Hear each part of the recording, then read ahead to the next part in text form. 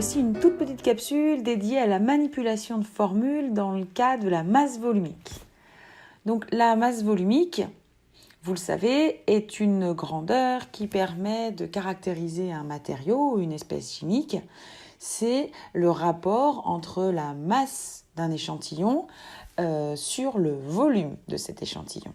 Okay, pour les unités, on avait vu ça dans une première capsule. Je vous renvoie donc à celle-là. Là, simplement, l'idée va être de déterminer comment est-ce que je peux isoler le petit m qui désigne la masse ou le grand V qui désigne le volume. Pour isoler le numérateur de la fraction, c'est-à-dire ici le petit m, masse, on va mettre les deux termes de l'égalité sur le même dénominateur. Ici, c'est grand V. Comment est-ce que je fais pour mettre ce petit ρ en rouge comme une fraction sur grand V? Eh bien, je multiplie en haut et en bas par grand V, ce qui me donne ρ fois V sur V égale petit m sur V. C'est-à-dire que ρ fois V sur V égale petit m sur V, ça revient à écrire, on a le droit d'écrire que ça veut dire que les deux numérateurs sont égaux, ρ fois V égale petit m. Okay, je réécris ça d'une manière plus habituelle pour avoir le petit m à gauche, ce que je cherche, et je trouve donc petit m égale ρ fois V. Voilà pour cette première manipulation. Donc, j'ai l'expression de ρ égale m sur V, j'ai l'expression de petit m égale ρ fois V. Il me reste une dernière opération à faire, une dernière manipulation de formule à faire, cette fois pour isoler le grand V, qui est en noir ici.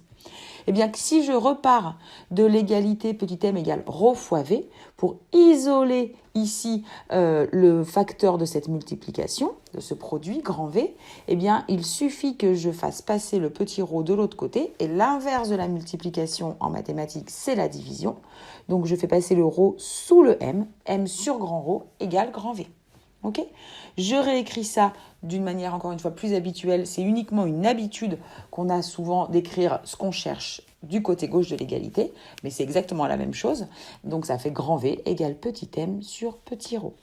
Okay, donc si on résume, les trois façons qui sont totalement équivalentes d'écrire la définition de la masse volumique, c'est ρ égale petit m sur grand V, petit m égale ρ fois V, grand V égale m sur ρ.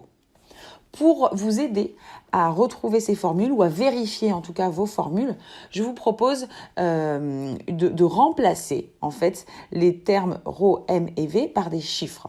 On va prendre l'opération, une des opérations la plus simple, on va prendre avec 3, 6 et 2. Okay, donc il va falloir que l'égalité entre 6, 3 et 2 soit valable, quelle que soit la forme où on l'écrive. Je m'explique. Vous prenez dans un premier temps, vous écrivez ρ égale m sur v sous la forme 3 égale 6 sur 2. On est d'accord que cette égalité, mathématiquement, elle est vraie. Donc le 3 à la place du ρ, le 6 à la place du m, le 2 à la place du v. J'ai le droit d'écrire ça. Maintenant, si je veux isoler le 6, qui est ici à la place du petit m, vous voyez, j'ai mis les couleurs, eh bien si je mets le 6, il va falloir que j'écrive que c'est égal à 3 fois 2. 3 fois 2, c'est donc ρ fois v.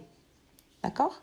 Enfin, dernière étape, si je veux isoler le grand V, qui ici dans mon application numérique j'ai remplacé par 2, eh bien il va falloir que j'écrive 2 égale 6 divisé par 3, c'est-à-dire en remplaçant par les lettres que j'ai utilisées ici, 2 et V égale m sur ρ.